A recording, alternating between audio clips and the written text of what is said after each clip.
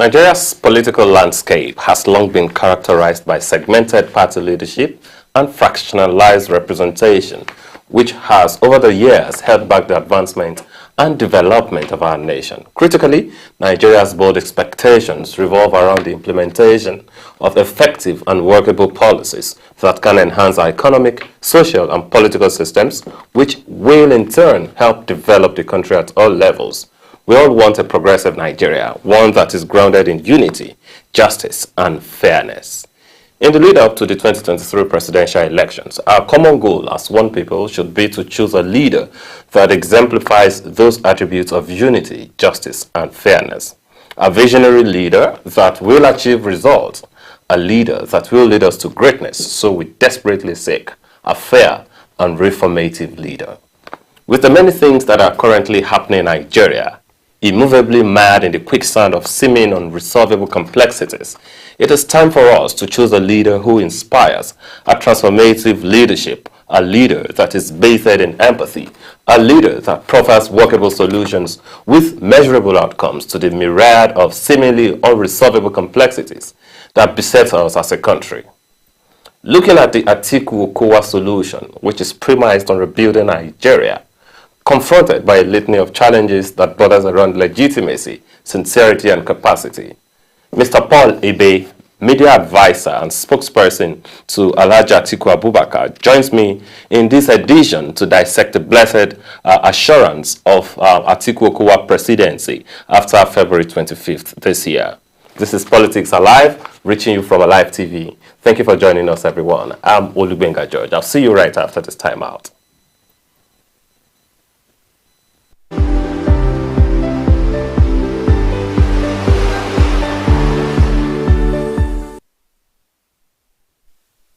Welcome back. Thank you for joining us. Of course, we're reaching you from our live studios here in the Federal Capital Territory. Live in the studios, I have been joined by Mr. Paul Ibe, media advisor and spokesperson to Alhaji Atiku Abubakar, to, of course, look into the imperative of Atiku Okowa presidency after February 2025. It's good to February 25th, 2023. I beg your pardon. All right, it's good to have you join me, sir. The pleasure is mine. Thank you. Yes, let's begin and dive straight into it. What is your general assessment of the electioneering process so far, especially since the Independent National Electoral Commission lifted, the ban on the 28th of September, if I remember, and said, okay, political parties can now go ahead and campaign as they wish. Has it been for your party and for your principal, and what's the general view in Nigeria? Well, this is the longest season, election that we've had such a long, span of time for parties to, to campaign. And as such today, I mean, our party, the PDP, I think probably will have done about 20 states. I don't think any other party has done about 20 states. They're presently, in deltas, and after today delta, the train moves to, Ebonyi, where gradually, we've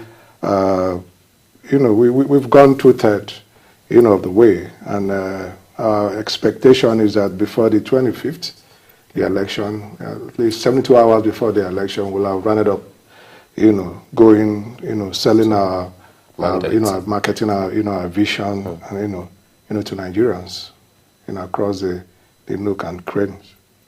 All right, thank you for that. So, most presidential candidates, if you look within the country right now, especially of the leading parties, most of them have been to the Royal Institute for International Affairs. That is the one that organizes the Chatham House in London. The candidate of the of the All Progressives Congress has been there. The candidate of the Labour Party has been there, and recently the candidate of the New Nigeria People's Party has also been there. Considering the hierarchy that a lot of people place this election, one would have thought, especially when we also look back at 2018 and 2007, when Alhaji Atiku Abubakar appeared at the Chatham House seeking for the same position. I would have thought that he would be there now, or he will have led the ace and been the one to appear at Chatham House to talk about his intention. Is anything wrong? Why is he not there yet? Absolutely, there's nothing wrong. Atiku Abubakar elected not to be at Chatham House. That is not in any way, that doesn't mean that he has any issues with the Chatham House. But the reality is that every leader and every nation, do not exist in isolation. We're part of, the Committee of Nations. We're part of the Commonwealth, the ECOWAS, the African Union, and so those are blocks that, as a leader, you need to be, you need to engage. Whether it has a social, political, or at economic, level, and diplomatically and all of that, you need to engage, with all of these blocks. But it's about priority. Atiku Abubakar's priority now is, here in Nigeria. He believes that this is the most consequential election in a democratic journey, in the return, to democracy since 1999, and it is something that he is not taking, lying low, and he's taking it very seriously. He believes there's a lot of work, to be done here in Nigeria, engaging with different stakeholders, and that's what he's been doing. Does this therefore mean that he perhaps may not be actually honoring the invitation of the Chatham House, especially in this 2023 race? Well, by tomorrow will be the 25th of January. It will be exactly 1 month to the election. And, the people that are hiring Atiku Abubakar and all the leaders, they are Nigerians, over 200 million, people. And you need to be able to present, yourself, for examination, for scrutiny, and you need to engage with them. And so I don't think, as things stand, Atiku Abubakar would, be going to Chatham House. Maybe after the election. And God willing, after May 2029, when he will have been sworn in, he could go and engage, with, the people at the think tank, the Chatham House, think tank. No, interesting.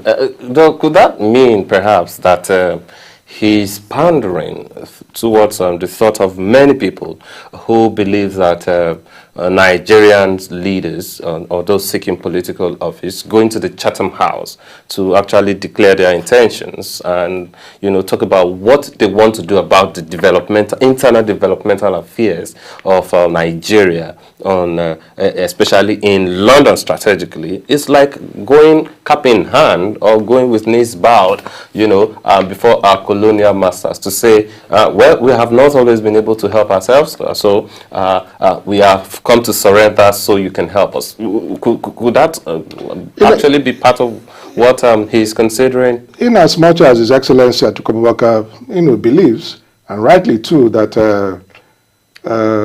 we don't exist in isolation. He also does not need the validation of Chatham House or any other country. What he needs is the validation of Nigerians, who are the people who will be electing their leaders come February 25th, the presidential poll. So Nigerians are going to be the determinant. They will determine who their leaders will be. And having elected their leader, the leader will now project, will now engage with the rest of the world. And so that's what it is. It is here in Nigeria that matters. Nigerian. As at the last time, now even Nigerians in the diaspora are not voting until we have an electoral, amendment. And so, Nigerians of the age of 18 and above, who have registered, who have their PVC, are the ones who are going to determine who their president will be. Absolutely, I couldn't agree less. All right, let's talk about the intrigues. The campaign since it started, I'm sure it has been very intriguing, and I think the peak of the intrigues are the seasons or at the times that we are in at the moment, where there is a link between Alhaji Atiku Abubakar and his candidacy, and especially that of the ruling All Progressives Congress. There's been a lot of back and forth. But maybe before we delve into talking about the details of that, can you quickly tell us, I mean, it's been intriguing, really. How has it played out, the intriguing campaigning seasons? How has it either strengthened or decapacitated the People's Democratic Party in preparing for these presidential elections? You know, when the whistle was blown, for the elections, the commencement of campaign, we, long before that, we took a decision and to focus on issues. Because like I said earlier, this is the most consequential election in our electoral journey, in our democratic, journey. The destiny, of over 200 million Nigerians is at stake. And so it's not drama, and it's not comedy. It's not blue blah, like we're hearing from, from our opponents. It's serious business.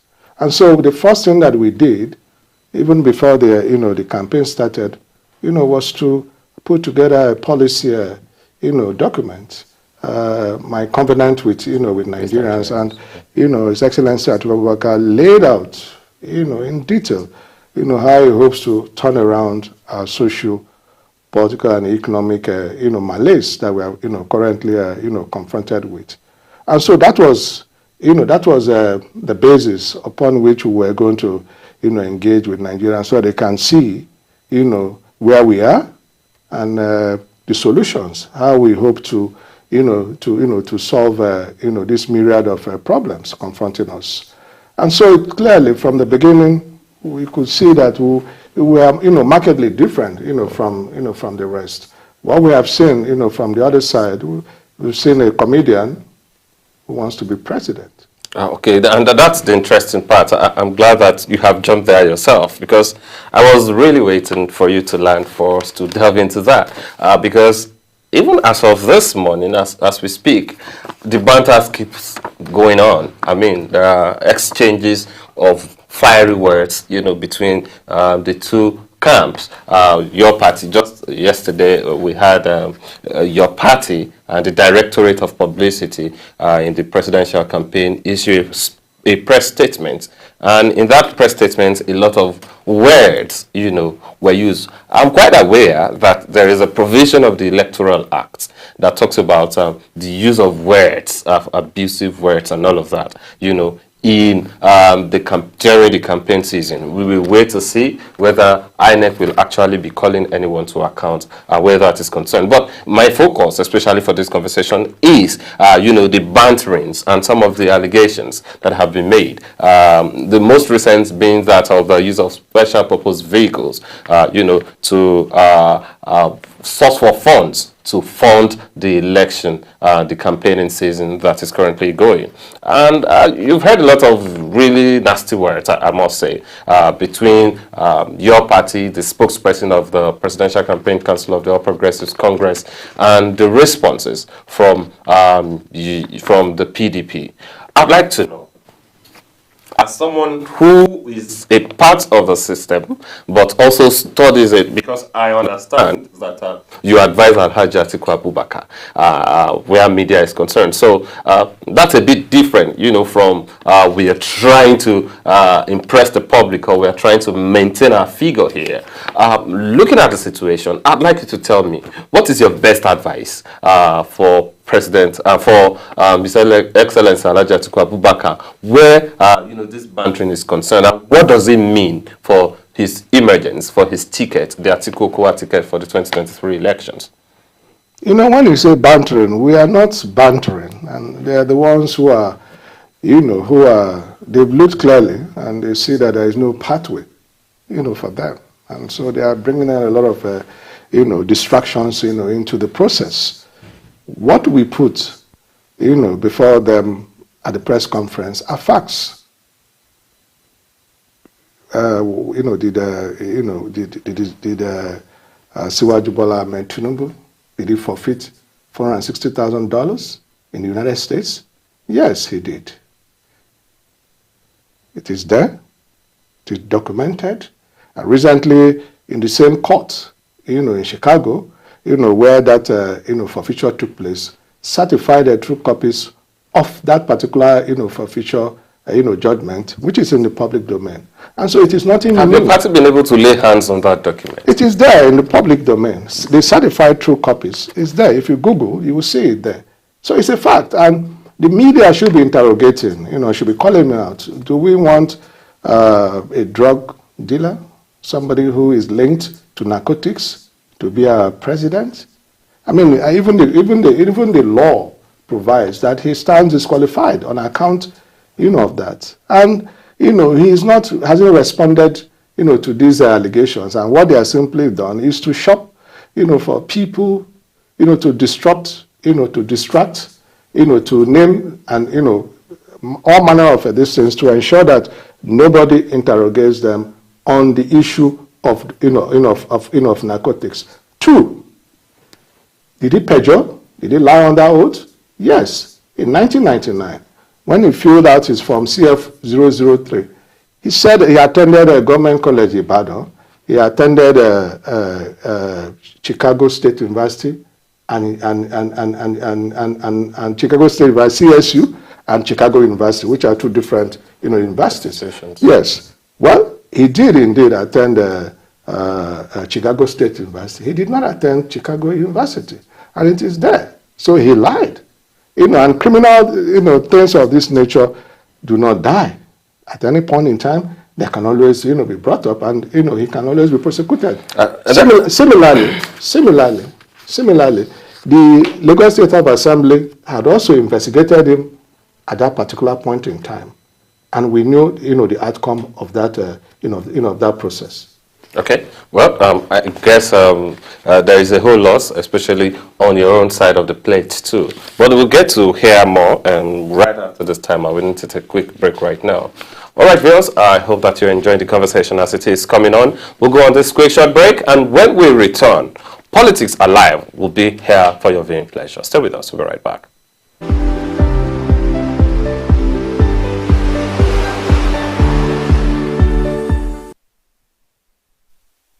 Welcome back, everyone. Yes, we're still here in the studios with Mr. Paul Ibe, the spokesperson to Alhaji Atiku Abubakar, the presidential candidate of the People's Democratic Party in the 2023 presidential elections. All right, you spoke about some of the facts that you believe you've been able to gather from about your opponent, that's the ruling All Progressives Congress. I'd like to ask, first of all, before we go further, if the reverse was the case, if Alhaji Atiku Abubakar was on the other side of the plate and the PDP happened to be the ruling party at the moment, do you think that some of these issues that, keeps going back and forth between your candidate and the candidates of the All Progressives Congress, do you think it will still have been the same way? Would there have been any difference? Well, the truth of the matter is that it doesn't matter on which side of the divide that you are. Facts are facts, and facts are sacred. I mean, we are speaking to facts, and not emotions, and trying to manufacture things just for political expediency. And so the reality is that Atiku Abubakar has over time, been investigated, several. I don't think there is any politician who has been as investigated as he is. And he's been in government, he has been out of government since 2007, and that's now a whole stretch of 16 years. And so, since then we've had how many administrations? And some of them are administrations that are not of his own political party.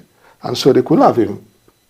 If there was any credibility to some of these allegations, they probably should have been able to, to take him to court. And but the spokesperson of the All Progressives Congress, Barrister Festus Keyamo, SAN, actually said that he's going to challenge your party and its candidate in court.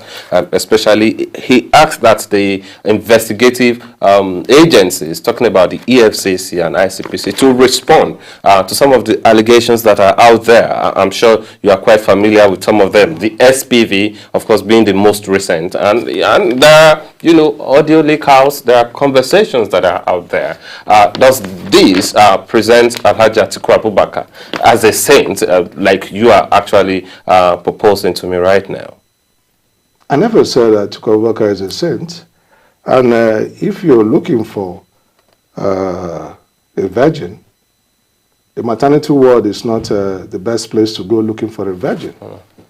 And Nigerians are looking for a leader and not a saint.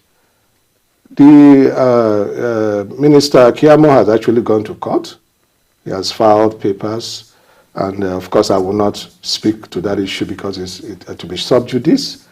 But we also need to also encourage him to excuse himself from this government, because it is morally reprehensible, you know, for him to be in government using the instruments of state, of coercion and intimidation, resources to drive partisan, you know, interest. He should resign or he should be sacked.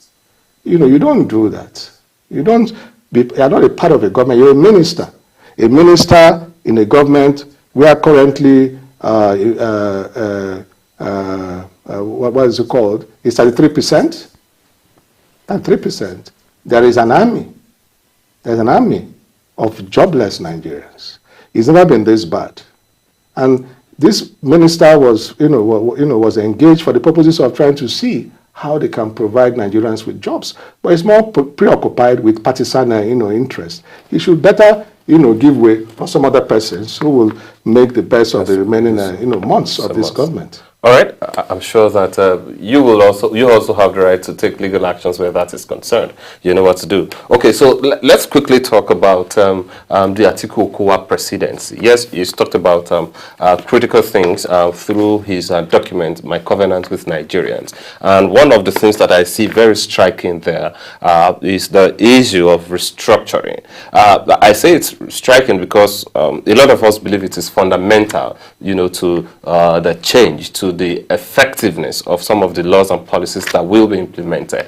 How serious and how ascertained should Nigerians be where the issue of restructuring Nigeria is concerned, especially when we consider the level of the divisiveness within the system at this time, and we also look at some of the sentiments, that has been geared toward raising followership for this presidential race. I'm sure you know what I mean. You see, to underscore how serious this issue is to Atiku, even before the elections, he has taken serious steps. He has empaneled, committees that are already working.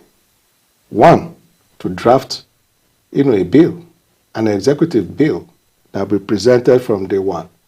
That bill will take into consideration a lot of the structural, defects that need constitutional amendment. That's on one side. On the other side is that things that need, to be done with executive, via executive order, he will do that. And then very contentious issues that need negotiation, he would be able, because of the kind of person that he is a man that, has a knack of bringing people together. And we're confident that he is going to bring, Nigerians, different stakeholders to be able to sit and then talk and then take, decisions on those knotty, serious issues, so that they will all be integrated into the bill, and so that you can start, in earnest, towards ensuring that, the structure has been an impediment. We've had it for too long, and he is very serious about it. All other persons were later day converts, into restructuring. Many years. In fact, he actually has a book. Atiku has written a book, on restructuring. So nothing can underscore, how committed, he is to the issue. All All right, I'd like to know, because of our time, if you are aware that a lot of people have actually opined that the 2023 presidential race actually is between the ruling All Progressives Congress and the moving train of Peter Obi of the Labour Party. A lot of people say this is because of the popularity and all of that some of them are getting on across every platform. I'd like to know how you would react, to this position, because a lot of people feel, I've had conversations with quite a number of persons, and they tell you, well, maybe, of course, I understand, the campaign trends, and I see how it is different in different parts of the country. But, I mean, talking about the few I could say I have done, just talking to people generally, a lot of people say, well, even pundits usually say the race is between the APC and the Labour Party. What is your reaction to this? Atiku Abubakar will win the election, and there'll be no second ballot. He will win it on the false ballot. You see, the demographics and the geography favors Atiku Abubakar as we speak, and there is a convergence around him. I mean, those who have been sitting on the fence have come to the realization that we need a leader at this point, in time. A leader who understands Nigeria, a leader who has a set skills, a leader who believes that Nigeria is his constituency and not where he comes from, whether it's Fulani or Igbo or Yoruba, whether it's Christian or Muslim. You see, that is the thing that sets Atiku Abubakar, aside from the distance. Everybody from different parts of the country have an ownership. All right. In Atiku Abubakar. All right, because of our time, I'm going to take this last question. I'd like to know, the G5 have not declared who they will be supporting for presidency yet. Yet, a lot of people know how important some of the states are, especially in contributing to the victory or possible victory of Alhaji Atiku and Dr. Peter Okowa of the PDP. I'd like to know, with or without the G5, Alhaji has said, well, we will move on and we will win the victory. Is this a realistic statement, considering, what these parties and these individuals and these states contribute to the voting population in Nigeria? The G5 and Atiku Abubakar Okowa campaign and all other stakeholders of the PDP will arrive at a resolution of whatever may be the issues before the election. Wow. They are members of the party, of the PDP. They cannot work contrary to their commitment to the party. They have been in a opposition for about 8 years. By May, they want to form a government and they want to implement PDP agenda to recover. I must say that your opinion is very encouraging. I'm sure a lot of people will be shocked. But I must say thank you, because we have to leave it there for now in this conversation. Thank you so much, Mr. Paul Ibe, for sharing your thoughts with us on Politics Alive today. The pleasure is mine. Thank you. All right, and that's where we draw the curtain. It's been a wonderful conversation I've been having with Mr. Paul Ibe, the spokesperson and media advisor to Alhaji Atiku Abubakar, who is running for presidency in the 2023 presidential race. All right, we'll wait to see whether he has said a lot about how prepared Alhaji Atiku Abubakar is. But of course, he also mentioned that the general elections, the presidential elections, is just about 30 days away. We will wait to see what happens, and of course, we'll bring him back here to either rejoice or the other way. Till then, keep watching Alive Television. I'm Olubenga George. I'll see you next time.